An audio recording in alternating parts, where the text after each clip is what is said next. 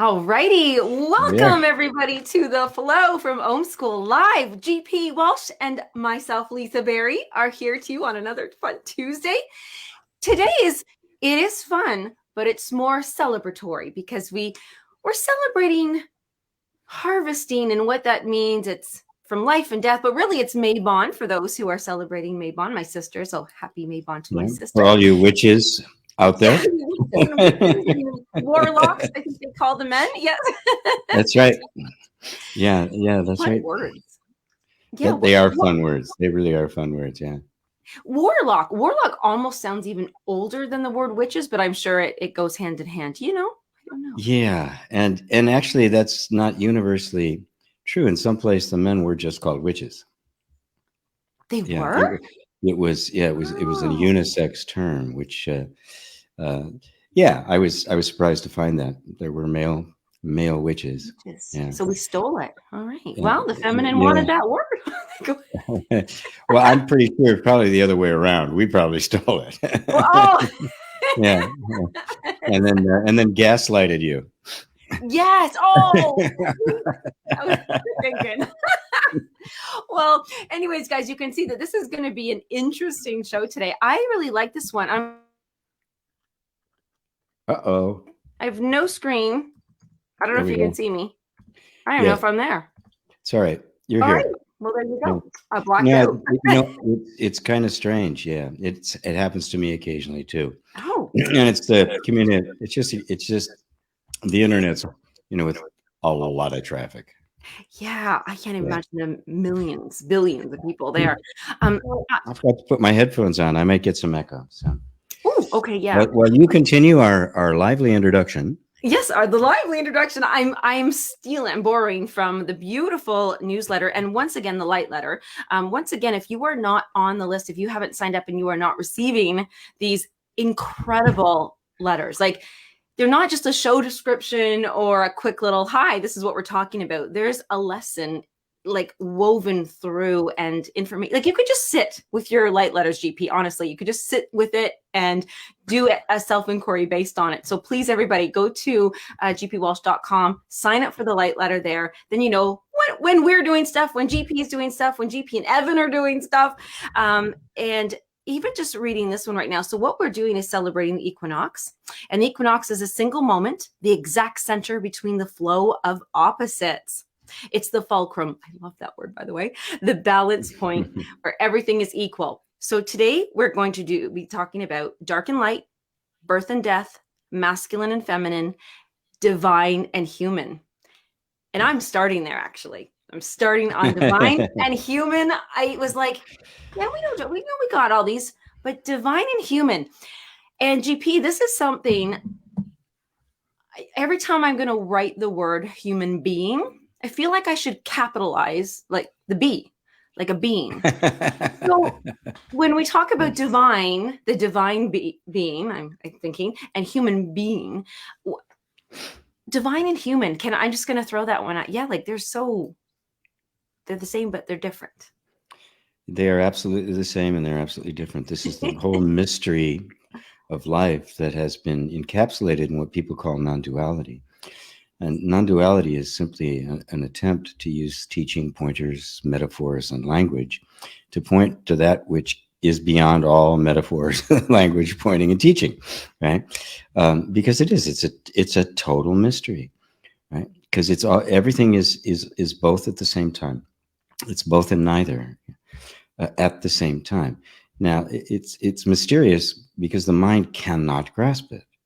Mm-hmm. Your mind is completely based on having to have, okay, this, I have now this, and this is in relationship to that, right? I have to have two or the mind doesn't work. And the world of the non-dual or the not two, right, is beyond the subject-object relationship. And so when we're talking about the divine or human, we're simply talking about two aspects of the same mysterious one thing. And it just depends where you happen to be on that circle or that continuum, right? It's the yin yang symbol, right? It's the masculine and feminine, right? There's elements of both, and light and dark, right? When is it when is that moment in between when the sun comes up? Right? I mean, it's and that darkness. It's this continual. It's just this continual fade. It's never. There's never a hard end, right? It's never just a cut. It's always this kind of gradual transformation, which then comes back. And there's always a bit. I mean, that's the beauty of the yin yang symbol, is that in the eye of each is the other. So it's never completely, right, one or the other, right? It's always in a flow. That's why we called the show that, by the way, because this is the nature of all existence. And so when you think of it purely in terms of being, that's simply what simply is. You're talking in terms of the divine. You are talking in terms of that which is beyond all opposites. It's transcended. It cannot be put into words. And then when you're talking about the human, you're talking about when you do put the divine into words. And it gets expressed in form. My favorite example is always music and the song. Music is the divine, right? Try to express music without humming a tune. You can't do it, right? You cannot express the divine in its essence because there's nothing there. It is pure oneness, right? One without a second. So there's nothing even to express it. Even the moment, even the act of knowing it is an act of manifestation. Okay, wait, hold on. Even knowing, yes, because once you know it, it is now into being. It's the little dot in the yin yang. Yang. It's been concretized into something. So I mean, somebody like Nisargadatta would say the very mysterious statement that the absolute does not know itself. The moment it knows itself, it is the creation of everything. The knowing of that which is the manifestation of it in form. The very act of knowing it. Right? So, here's a fun thing, because we are talking about harvest. So to me, harvest, I think of manifesting it. The planted the seed, grew the crop, all transformed, beautiful energy from the sun, all that stuff. And now, woo, harvest, manifestation. Yes. Concrete. I get to bite into, the whatever I'm going to do. Yes. Is it already manifest? I'm sorry. Have we already harvested it in a weird way then, once we even planted the seed? Well, they're just, you plant to harvest, right? And from the harvest comes the seed for the planting. You can't escape the circle. Right. Okay. With every birth comes death, and with every death comes birth. I mean, it's the way it is. Life and death are one, right? Every living thing lives by consuming another living thing. Yes. I mean, this is just a harsh reality. We become one with what we consume, and then eventually, even as humans, this goes back to the earth, and now we become worms, or some kind of plant somewhere. Why are we so sad with death then? Because we celebrate birth, we celebrate all of these things. I guess that's why we're celebrating harvest. But why are we so sad with the death then, if it's one? Yeah, because we don't know it's one. We've been taught to fear it. We've been taught to run away from it, and death always involves a loss of something. It's always a letting go, right? We let go of the seed to have the plant. We let go of the plant to have the fruit. We let go of the fruit to live, right? And then we enter in the period of winter, right? This is what the equinox marks. Is we're heading into the period. We've gone from plenty to nothing. Right. Yes. Winter is you're back into the sun is dying, right? Yes. And this is in an agricultural culture, that is, the sun is actually dying. It's going into the earth as it sets more and more into the south, or more and more to the north, in the southern hemisphere. But it is dying, and then it gets resurrected as the sun. With that comes the comes the spring.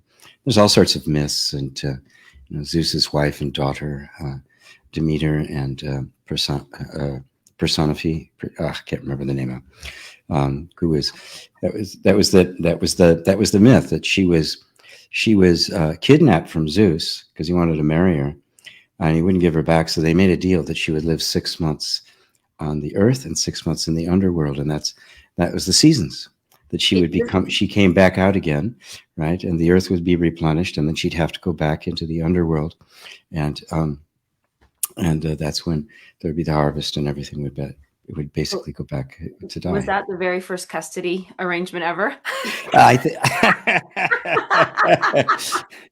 That was the first joint custody trial. The lawyers have been studying it ever since. Yeah.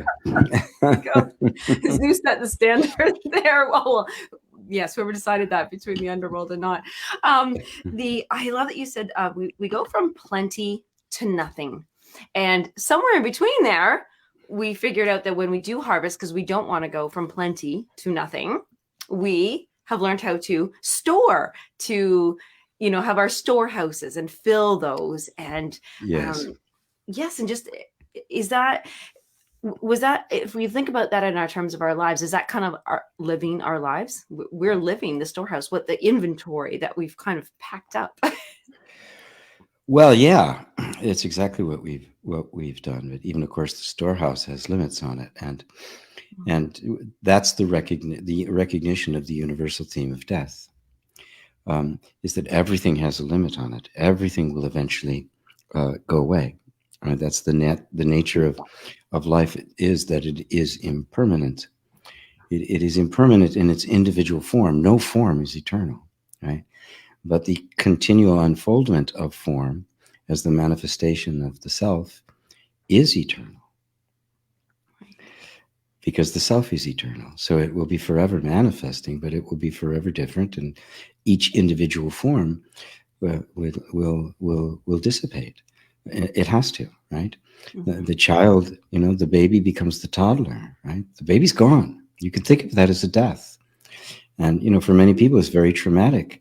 They're very attached to the infant, right? Carrying around and stuff, and little by little, it's walking around, it's grabbing stuff, and it's making noises, and before you know it, it's wanting to borrow the car. And not you. And no, not you. Thank you. Yeah. You're no longer needed. But that's it. I mean, that's life. It's supposed to be that. It's supposed to be that way. There's a beautiful phrase in I can't remember where its origin, certainly the East, and it's the son's job to kill the father. It's the father's job to let him. Okay, wait, hold on a second here. It's the son's job to kill the father. And because he has to grow into the man, he has to become. Killing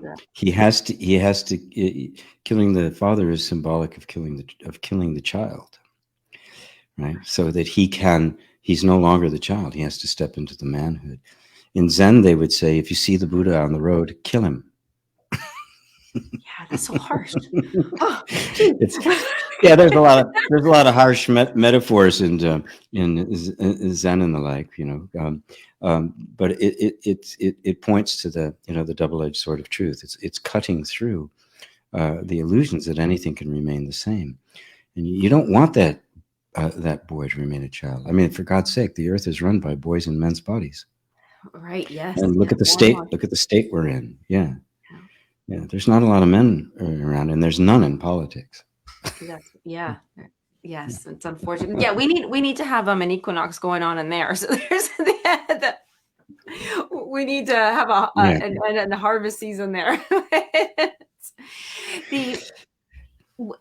Do we feel it? Like, are we?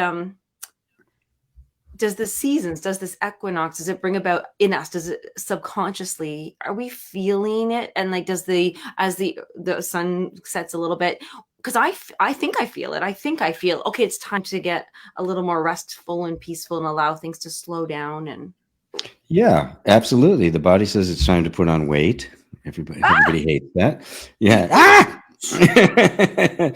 um, yes, we've gotten so into our minds that we really think somehow the body's this thing over here, like we're complete, like we imagine ourselves to be something other than the environment. But our bodies are absolutely integrated completely within the environment. They're a product of and an influence on it. You can't separate the two. It's just we've gotten so far in our heads, we've disconnected from those feelings. We don't even know what the hell they are. But yes, we all feel it, and the body's already doing it, right? That's why sugar can be such an addiction, because the body is meant to consume a lot of it because it was only available at a very small time of the year. Fruit. And so when the sugar automatically stimulates you to eat a lot, because the idea is eat as much as you can, because we're about to enter into the time where there is nothing, which is winter. And so this happens. And now we live in a time where food is, you can get everything anytime. And so we just keep eating the sugar and just keep getting obese.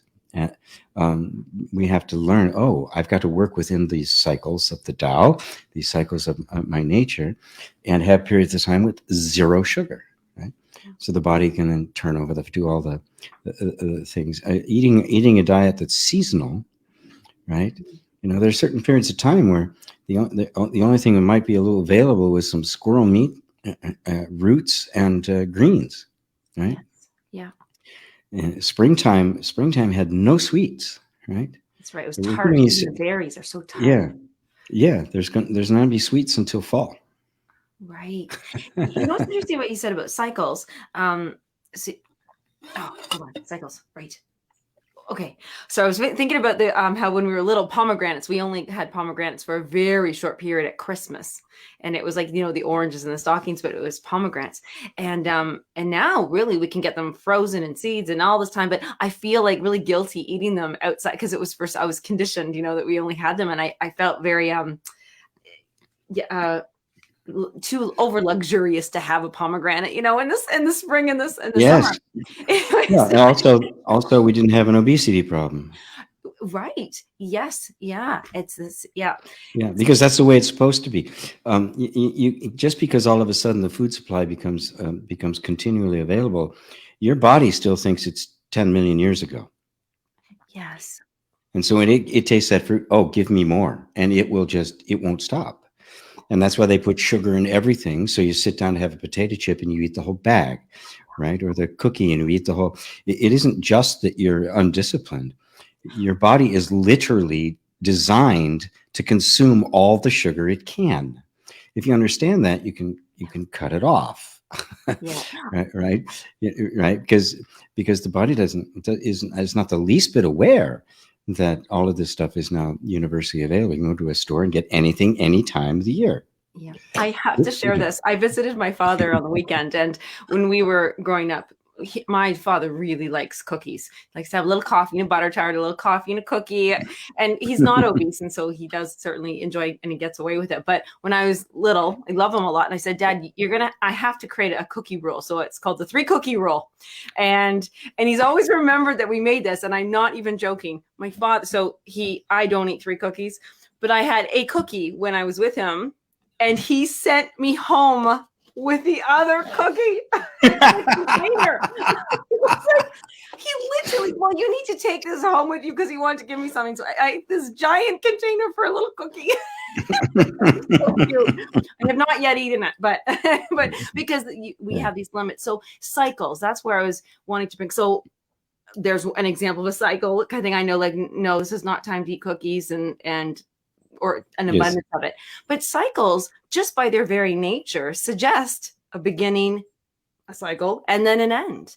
And there's we can be uncomfortable with it, we can understand them, we can expect them, or we can really fight them and struggle, which causes suffering because we want it to be different. We want it to be different, yes. And we live in a culture that promotes it, that you can have it all, right? Right. Yeah. Quote Stephen, right? You can't have it all. Where would you put it? I mean, it's an absurd idea, and its foundation is greed, right? And greed is simply wanting more than you need. That's all it is. Right? It's it's not the the hedge Who fund defines what we need? manager. Yeah. Well, first you have to start with the body. What does the body need? Right? You have to start with that because that's a grounding point, right? Because if you ignore that, then even your physical needs are going to be determined by the mind, and it can get totally distorted, right? Okay. So you have to start with, and there's a basic thing: you need nutritious food, right? Yeah. And you need to be in tune with your body enough to know when you are nourished and you don't need to eat anymore, right? And there'll be some cycles to that. Certain times of the year you want to eat more, certain times less. And you need shelter, you need warmth, you need companionship, right? So there's a baseline there, right? And in that baseline, if that is really well treated, you get your basic level of safety. And if you get that basic level of safety and you begin to feel secure there, the next level of human need, which is the freedom of expression, has a basis on which it can operate that's rooted in something that is a genuine reference point. So there is a need for self-expression, which is unique to human. Other animals don't have that, right? We need more. You know, a lion on the Serengeti, once it eats and makes a couple of little lions, I mean, it's good until it's hungry again, then it goes out and hunts again, right? A human being, once those basic needs are satisfied, we want to make something, build something, write something, create something. That's our nature, right? And that too is a need. But when you don't have your basic needs understood, there's no way to really interpret and feed those higher needs because they are more removed from the earth, right? And the more messed up the lower base is, the more it is determined just by mind and our ridiculous culture rather than something that has some kind of stake in reality, the more weird they're going to get. Self-expression will take on a very distorted thing because that will be tried. Because if you got a very inauthentic or unnatural baseline, you're not going to be satisfied, as most human beings alive today are not. They're not they're not properly nourished. They don't have the proper shelter. They don't either have too little or too much of everything, and that goes on the side of too much, right? As well. So with that unstable, we're going to be using that other level that should be for genuine, authentic self-expression to compensate for the basic needs that aren't being met. Right? Yes. Yeah. We're not being nourished. We don't have genuine relationships. We have friends on Facebook. We have imaginary friends, right? Except for everybody here. Except for everybody here, of course. YouTube's different, right? As long as you're watching me, right? The word unstable was really important there because as we talk about the cycles, and I am going to bring up light in here because if it's unstable, and like you said, can go either way, too little or too much. I think about even with light. If it's unstable, if we have computers in our faces and light all the time, and the lights in the house and the lights going over here. And I remember when first time I went to Las Vegas, I couldn't figure out why I wasn't tired because I usually do go to bed and I thought, gosh, I could just stay up forever. Well, the lights are so bright. There's oxygen being pumped through the things. There's ding, ding, ding lights and flashing. And so, yes. Yeah. When our world is unstable, even for the very basic cycles of our human being. Yes. What are some cycles that our divine being would require or need? Well, all of it's divine, right? That's true. Yeah, all of it is divine, right? And we have to get rid of the idea that there's this divine state and then there's these divine beings, right? Yes. Like angelic beings or fifth dimensional beings or something like that. Anytime there's a form, you have an embodiment, and that's not the divine. That's an aspect of it. The human is an aspect of it. The mole is an aspect of it. The blade of grass is an aspect of it. The rock, the guitar behind you is an aspect of it. They're all aspects that give expression to the divine. The divine is that which is the essential. It is that of which everything else is an aspect. And so even an angelic being is just, yeah. I mean, the angels and that sort of thing are archetypes. Yes. They represent that aspect of the divine, right? But they're no more divine than you and I are, or my shoe. I love that. Once it's embodied, once there is embodiment, that is representing the aspect of the divine. And this is where I love that this is life-changing. I got to share with these guys.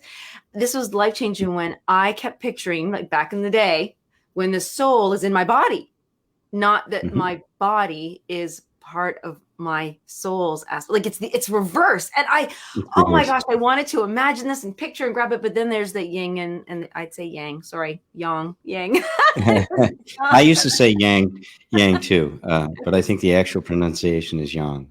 Young. Okay. And so I wanted to keep it the other way. Like, no. The soul is in this body. It's enclosed. It's encased. I'm protecting my soul. Don't touch my soul. Don't steal it from me. And it's the opposite. So this is so interesting when we say that once the embodiment is created, like once you embody something, that's the aspect of the divine. And so the embodiment, it goes through, I don't want to say it goes through cycles. Yes, it does. Yeah, it does. The body is a cycle. Yes. Oh, yes. That's all there is to it. Right? Okay. There's not a thing going through cycles. What we call the body is the cycle itself, right? I mean, because the thing is that what we perceive on this level as a thing, and then abstract in our mind as a thing, is an ever-changing flow, right? This body is never the same 1 second to the next, right? It's just the change is gradual enough that in our minds we can concretize it into a thing, because our mind takes pictures of stuff. Our mind makes things into objects. Life does not. There are no objects in life, right? Right. This is the whole cycle. That's what the equinox represents, that place that's right in between what is in fact going to be a complete shift of opposites, right? Right. It's the shift of opposites. Yes. Okay. Yes. Yeah. See, it's the crossover point, you might say, but it's an indiscernible point, right? Right. I mean, this year it is the 22nd of September at 12:20 in the afternoon, my time, which is 3:20 in the afternoon, your time, right. Which is, then I'm going to see 12. It's going to be like 8 in London, 9 in Germany, across. And it's even going to be the next day somewhere else, right? But it shifts every year. The midpoint shifts every year based on our point of reference, right? Right, yes. And so what is the exact moment, right? You're trying to get down, time slice. You can't find one, right? Right. It's like a wave, any waveform, like a wave in the ocean, right? You have to look at the whole thing. You don't have a wave. The moment you slice it, the wave doesn't exist anymore. Right. Yes. Yeah. You got to keep stepping back to see more of it. And they're like, oh no, that part's part of it too. Well, then you need that part too. And then that explains that part.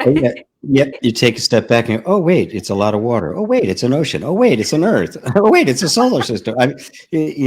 Just keep going, right? There's no end.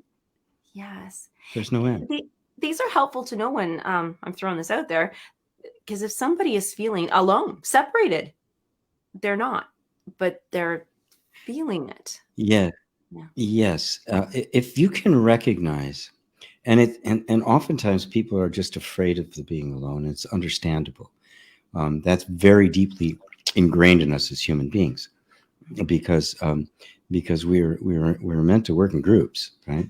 I mean, we're pack animals basically, and survival depended upon that, right?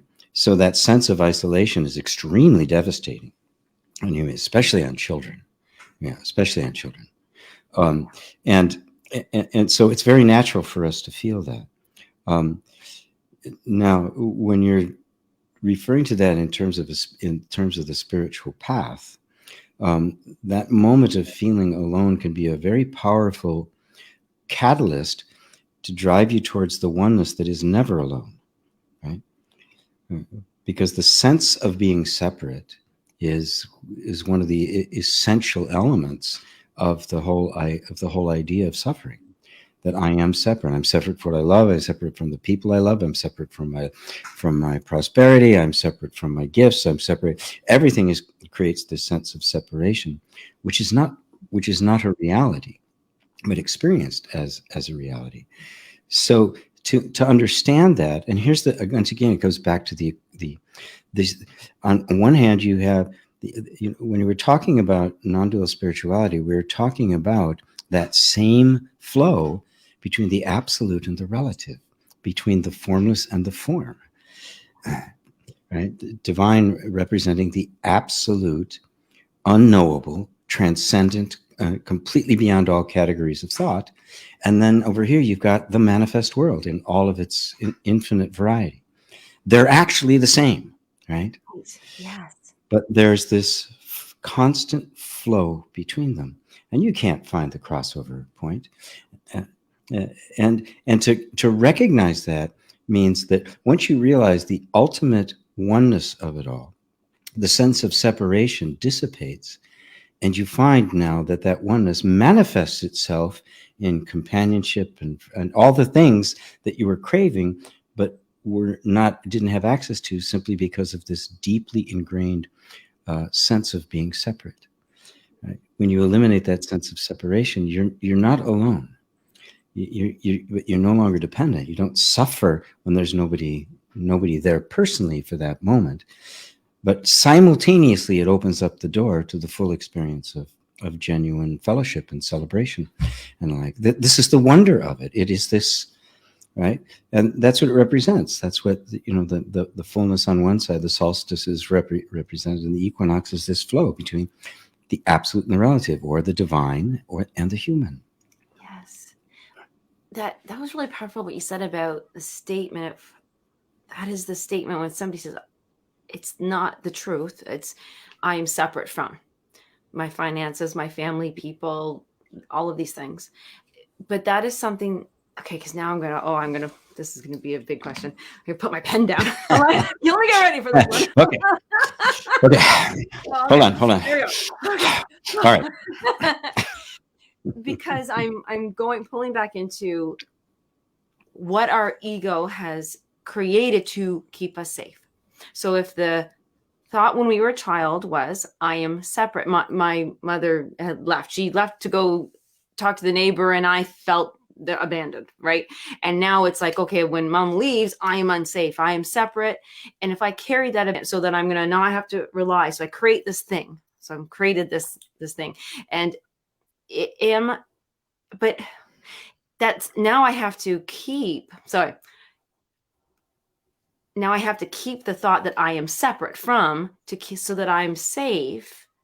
But how do I break that cycle? How does one break whatever cycle? I am not worthy of finances. I can't make money. If I get money, I lose money. If I have a relationship, I pick the wrong guy. Right. Inevitably.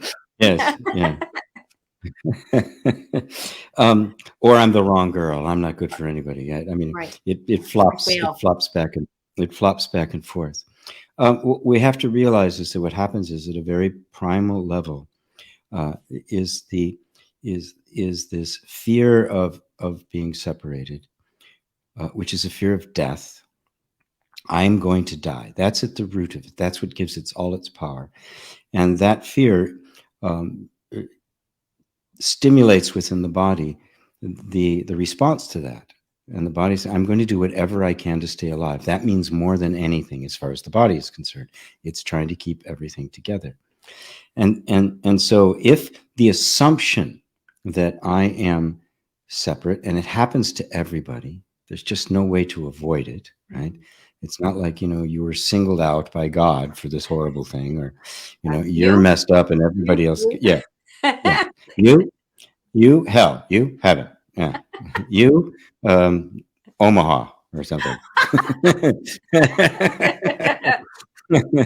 um, so that gets sunk in as the anticipation of not getting my needs met, right?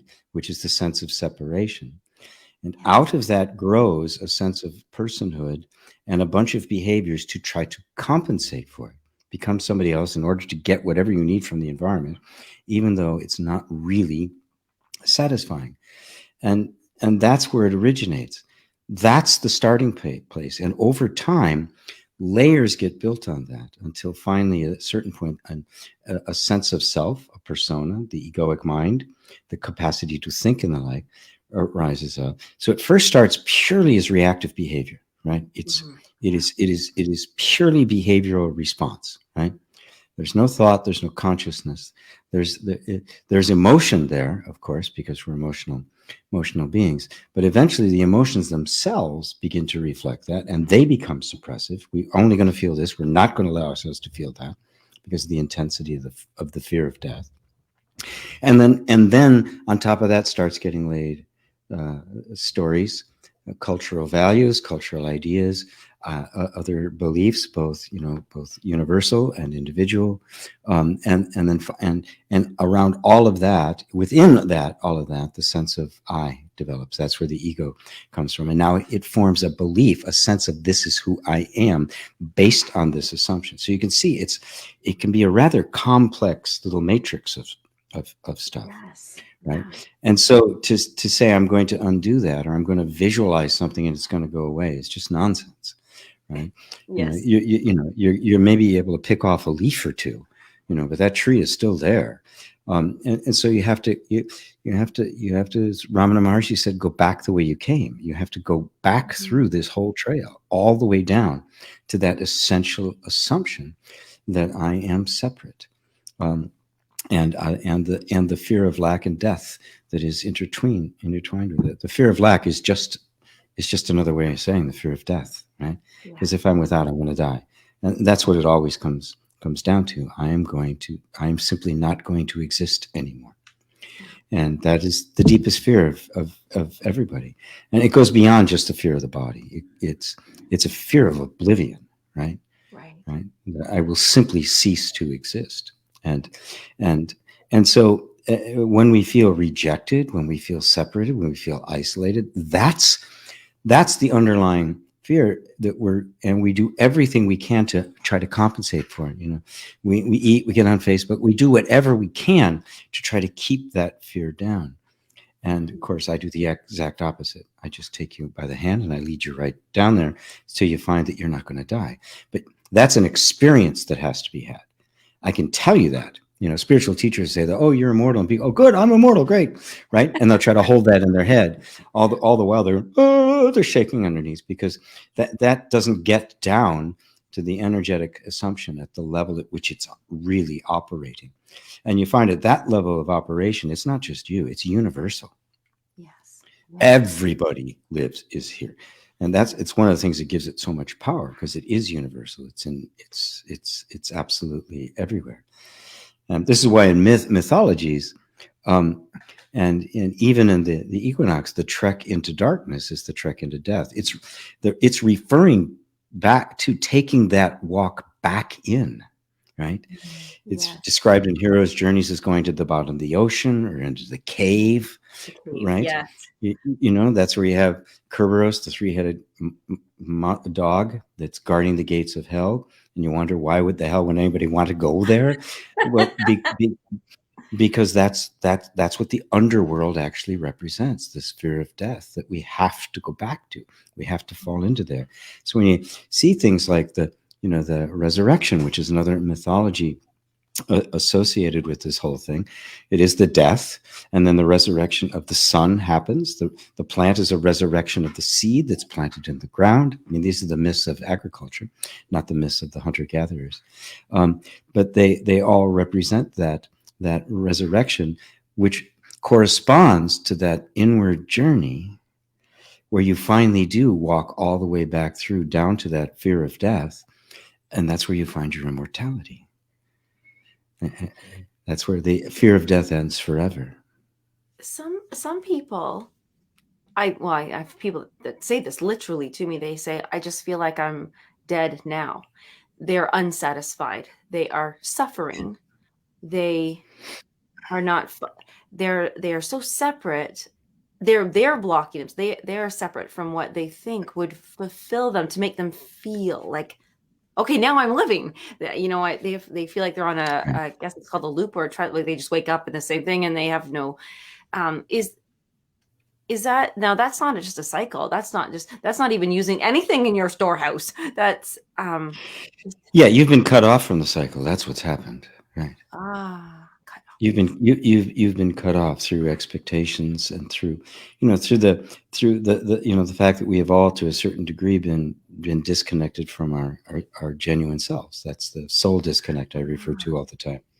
You've been disconnected from it, and that's where the juice is. And so you've been living your life in this place that's been nothing but compensation and reaction, and that's repetitive, right? It is, and gets boring, Yeah. because it is repetitive, because it's simply the basic safety mechanism that doesn't want anything to change. And the more it's shut down, that's where depression comes from, and all of these kinds of things. It's just shutting down even the potential, because even the expectation of being happy and alive and juiced is not allowed. You're not even allowed to bring it up as something you'd like to have. It's squashed before it even gets out the door, right? Okay, did I hear that right when you just said it's a safety mechanism that doesn't want the change? Is Right. that okay? That was interesting, because I'm thinking of somebody very specific, close to in my life, and I remember her going through this, and it was like, she goes, no, I hate my life, but I don't want change. But it wasn't that she didn't want change. Now that I'm hearing you saying that, she knew it was safer. She believed it was safer to not change, because it would be Okay. worse to break that Yeah. cycle. That's Which means what has been shut down is she has absolutely no vision for herself. correct. Yeah. Oh, that's exactly what she would say, by the way. And if No. anybody's feeling that, please let us know. Yeah. They have no vision because it has been shut down, and it's because of trauma. It's not your fault, right? Right. You're not defective, but the only way to stay safe when you're a kid in an environment where it's dull and doesn't want you to have any kind of aspirations, is you have to squash them. Otherwise, you don't get your needs met, and so you disconnect from your own desires. You disconnect from the juice of life. You don't give yourself permission to ask anything more of life than survival. And as a result, it affects every aspect of you. That which is completely alive in every human being is a visionary. There's an inner visionary. That human beings are really amazing at how we can just, you can look at an empty lot and see a beautiful building there, right? Or a Yeah. park, right? And you'll see it before it's there, right? Yes. And that's a visionary, right? That's a connection to divine. In the chakras, it's the sixth sense. It's the sixth chakra. It's right next to the formless divinity. It is kind of like the first manifestation. It's just kind of the idea of it, right? But if that's cut off, and all it does is, the only thing the visionary can do is look at how to get its next meal, right? That's just the safety mechanism is so dominant, right?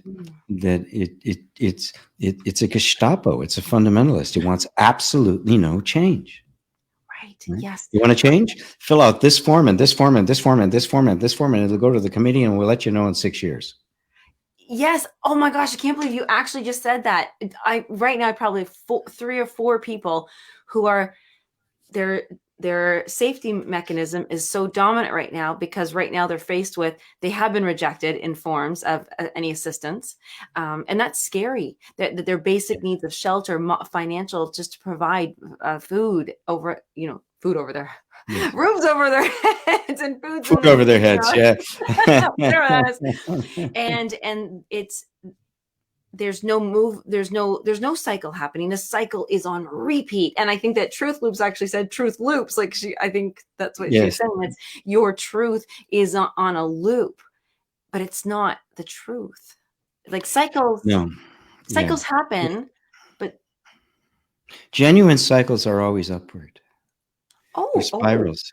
They're oh, they're spirals because oh, because when it comes around, it's never in the same place. It isn't a total repeat. Yeah. oh, In in the depth of the human evolution, we don't go back to where we were.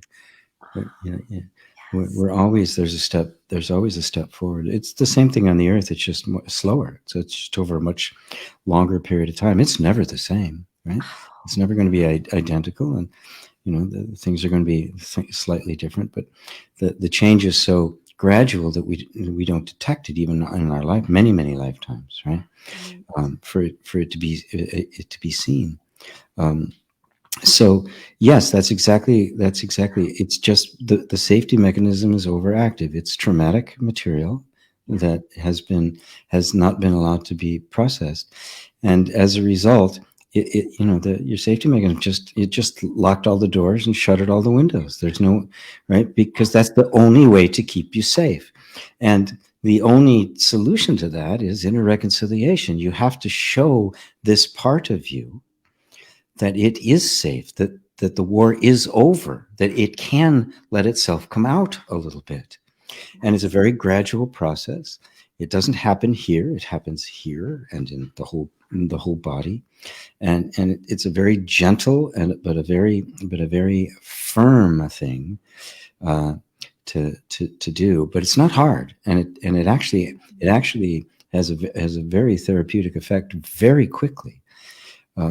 Because if you can bring about a shift in your inner environment, because the nervous system is adaptive by nature and is constantly monitoring the environment, it Yeah. detects even the tiniest little shift, and it will begin to adapt to it. If you take water that's in a cup and you pour it into a bowl, it doesn't take any time to take the shape of the bowl. Right. It's immediate, right? And that's what we're asking. You've got the reason you're feeling it this way is because the container you're in is this big. If you make the container this big, it's going to expand all by itself. There's nothing you have to do. Right. It will just happen, right? Mhm. And what we are doing through our replacing concepts for direct experience is we are shutting down the cycles. Mm. Yes. I Oh, mean, how many people want to remain in summer all the time, right? I don't. I love the fall. This is my favorite time Yeah, of year. yeah, mine too. I love this time of the year, just the transition of it. But it wouldn't be so wonderful if I didn't lose it through winter, spring, and summer, so I could re-experience it again. I have to have those others in order to enjoy it. But how many people want to live in a perpetual vacation, or it's the middle of winter and they're, and they live in Alaska and they're in the tanning booth, right? Right. Yes. Do Yes. it. It's You know, I've got to say about the whole giving room for expansion, and then Mary is bringing up something about imprisonment, and I want to share this. So I sprout. I love sprouting, and what's really interesting is I do You get to should play see her golf. sprout too, all over her head, and it's amazing. Amazing. I've never seen it before. Yeah. I call it kitchen farming, well, depending on how much counter space I have, I actually get to play God, and I get to how much am I going to expend. I can take this same 1/3 little tiny cup of mung beans, right, soak them, which they expand like 3 times their size just to expand, but then when they sprout, they get like, they expand like you could feed yourself forever. So but if I put them in a jar, they can only sprout to the jar. Now they'll get all weedy and grow in as much as they Yes. can. But if I allow them bigger, more space, they really will, wow, they will so flourish and grow. And I was just reading Mary's statement, and I don't know if it's a question, but she mentioned about somebody being imprisoned, and I wanted to, feeling shut down and imprisoned. So I can shut down my sprouts, and say, that's it. I don't want you to grow anymore. You're not going to look pretty. You're going to look all too wiry with your sprouts sticking out, right? Or I can let them just go crazy and express themselves and live. So I am controlling the sprout. So it's different. But when Sylvia. Sorry, it was Sylvia. Sorry, I'm sorry. I was mixing that between Mary feeling like she really knows how imprisoned she was putting herself in, and that's a responsibility, and I love that we can take that and work with it.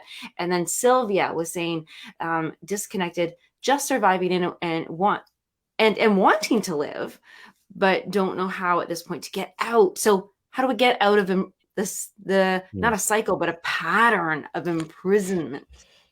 Well, let's take the sprouting mung beans as a nice metaphor, right? Okay. Think of the mung beans and the sprouting as the natural cycle of nature, right? That's you. That's the real you, right? Now, if you let them just completely go crazy, they can take over everything, and that you could think of as your inner nymph, right? The second chakra, right? If you want to shut everything and control everything strictly, you put them in a little thing, and I get a sprout and I take one, right?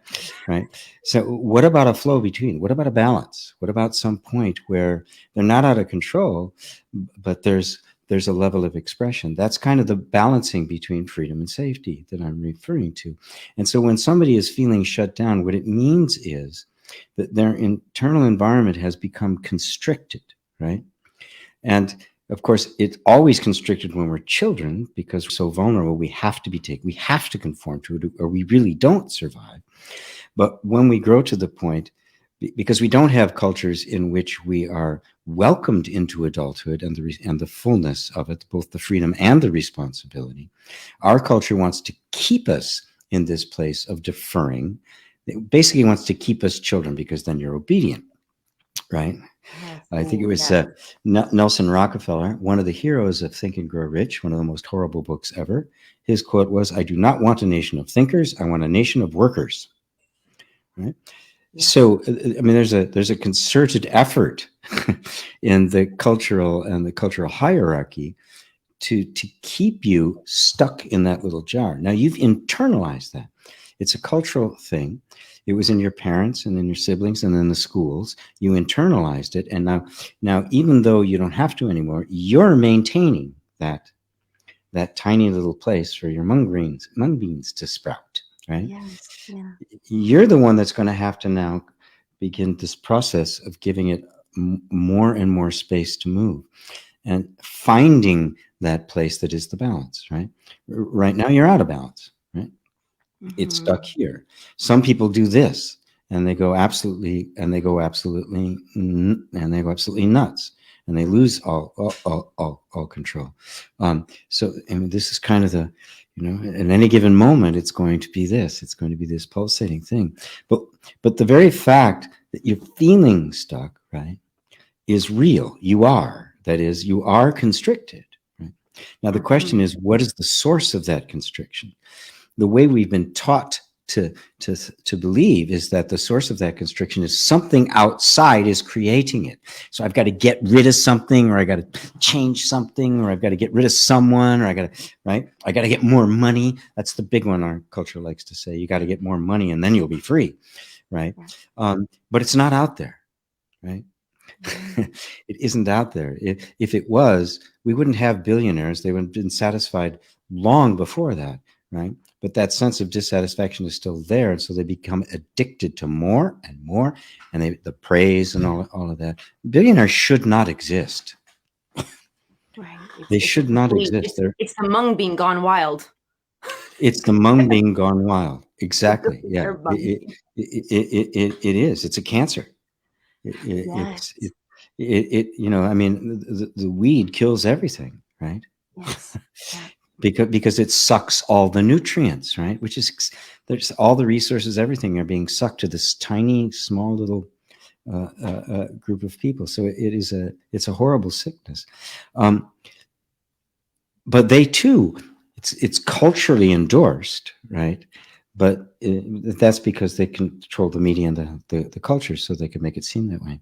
Mung beans going wild. Susanna loved that kind of that. Yeah, that's a T-shirt. Billionaires, mung beans going wild. That actually promotes both nutrition and spiritual non-duality. This is hilarious, but but oh, Penny just said it too. There's a T-shirt slogan. But yes, I love the t-shirt thing. yes, but if we take personal responsibility, that it is not the circumstances, right? Because if it was, like I say, there wouldn't be any billionaires because they've been satisfied long before, because their needs are more than met, right? So, so then where is it? What is it that's actually causing the constriction? Well, it's in you. It's the energetic patterns that are in you, and they're quiet, they're silent, they're invisible, they're operating at a level that is completely beyond our conscious thought, but can be accessed through feeling, becoming sensitized to your feelings, the functioning of the body, and noticing what happens. There is another state of consciousness that is an awakeness, that is what is arrived at in inner reconciliation, that allows that space to expand because it sees all the working parts in the context of this very loving, compassionate environment. That part of you that is doing this, sensing the environment has shifted. Oh, maybe it's safe. You kind of look out the door and check and take a walk outside. Whoa, it's kind of nice out here. And you'll literally feel yourself, this happening inside of you. You'll suddenly feel more spacious. Some of the pressures in your body will just kind of begin to fall away because you're maintaining it right now, ignorantly through your own beliefs and behaviors that are still focused outward, right? That's how it's being maintained. That's why I'm a broken record. It's like, turn within, know who you are. Blah, blah, blah, blah, blah. GP, shut up, G, shut up. But that is the beauty right there. I love that, because I was going to ask to go back and go with that question is, okay, well, what is the source? But isn't it's so sneaky? You just said it. It's silent. It's invisible. It just pulls right back, and it's like a wiggly vein. If you're getting, like wiggles away, don't let that needle get me. But but the way to it, which you just said, is that sensitivity to be able to listen and detect. And it's like earlier I was going to ask and I forgot. Because you can't get it with your mind. It's not, you don't know it. You experience it, and that's what this listening is. And that in this the inner it's the self inquiry that can lead to inner reconciliation. It's those two. That's just it. That's your thing. There it is. There it is. That's my thing. Yeah. Somebody say, well, if it's invisible and silent, how do you know about it? You see the influence of it.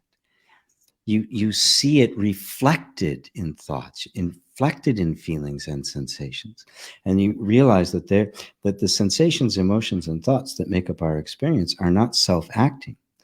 They are expressing something else. And so it's like you see music in the song, right? So you see the essence of these energetic assumptions in the effect it has, because it generates thoughts, emotion. It generates the concrete. I mean, it's down at the level of almost of the unmanifest. I mean, that's why it is kind of it's almost, I mean, you have to go through there to get to reality. Yes. Okay, guys, like I go back and listen to these shows on my quick notes, write fuller notes, and then listen again. But I love that it generates the concrete. That is so helpful. I'm hoping for everybody here with us today too. And I want to say a big hello to everybody. Because see, this hour just it's already there. But is it over?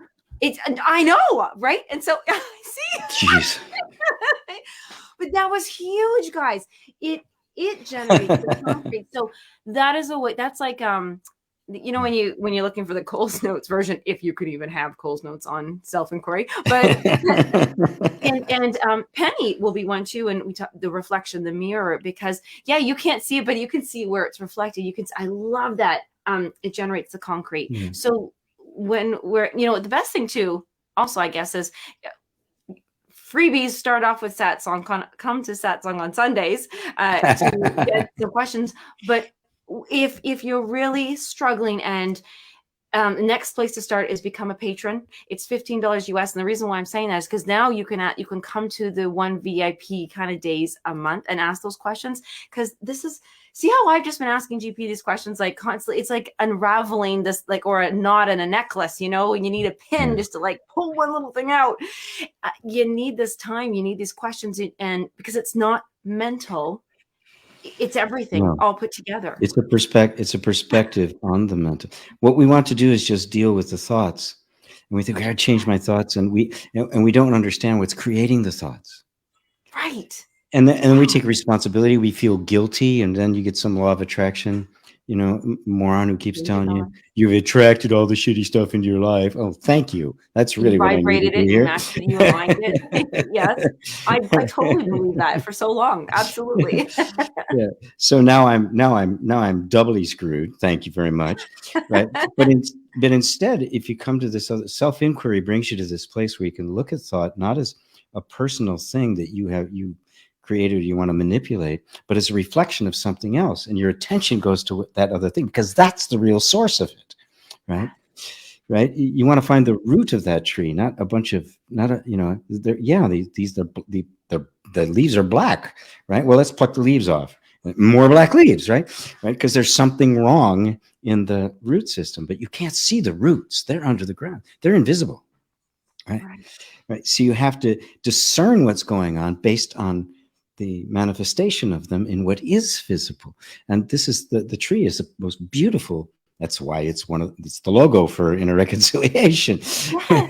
Because it's in the roots is where you have to look. Yes. Yeah. I love that. Yeah. A lot of people don't want to, but that's why we do this every Tuesday. Come here, ask those every Tuesday. Yes. Because, we always have a theme, and that was what we try to do. Stick to the theme and stick with more of a show flow. But it's really nice to have these comments when you guys are here so that, we can get some feedback and questions and are we on the right track here? Is this helping you out?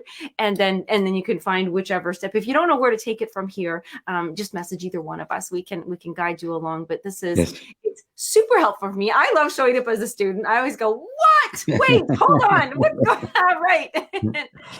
And, much as I don't like to promote, the people who have gotten this most deeply and are grabbing it the most quickly are like Evan, you, people who have had a regular engagement, right? Remember, this is polar opposite to all the ways we've been taught to think and view ourselves. And that's not going to shift in a second. It really takes exposure and time and patience. And I'm not really here to make, lifetime students. I'm here to liberate you to the point where you don't need me anymore. I want to be fired, right? but I also know I can't be fired prematurely, right? The job has to complete itself. So I just urge everybody to immerse yourself in this, because that's what it takes. Right? Anything you want to do, you want to be a great musician, you practice your ass off, right? A great athlete, you sacrifice some things for the focus on that which matters most to you. And my job here is first to show you that this is what matters most, right? And that it isn't a hard path. It's a very easy path. I keep calling non-duality a lazy man's religion. Yeah, it is. And honestly, you said the two key words. Oh yes, I couldn't read my writing. Regular exposure and immersion. And regular exposure is not hard. We get regular exposure to tons of things that you don't even know about. So consider that an easy one. And immersion, you can't help but. You can't help but. I did not mean to even do this. This is not I did not plan on doing self-inquiry and all this beautiful stuff. It's just so, it's easy, it's made huge, massive changes in my life, shifts in my life. And everyone I've met is just absolutely incredible. I keep pointing to like everybody's living in my comment section, but that's yeah, that's right. They're actually all there, right? And we can check in on them. Yeah. So I guess, well, geez, this is the weirdest wrap up ending. It's like, okay, I guess we got to go. But, but the good thing is that, we're always going to be back. And we just we just love to hear what you're looking forward to learning, what you're struggling with, what you've actually shifted in. We want to hear these things as well. Like, you know, Yes. why have you fired GP? You know, but thank Or you why so haven't you? Yes. Yeah. Come on, get on with it. So thank you so much, GP, for always showing up and just yes, for being your beautiful broken record that you are. We love it. Thank you, everybody here. Thanks, Aw. everybody. Love Aw. y'all. Bye, everybody.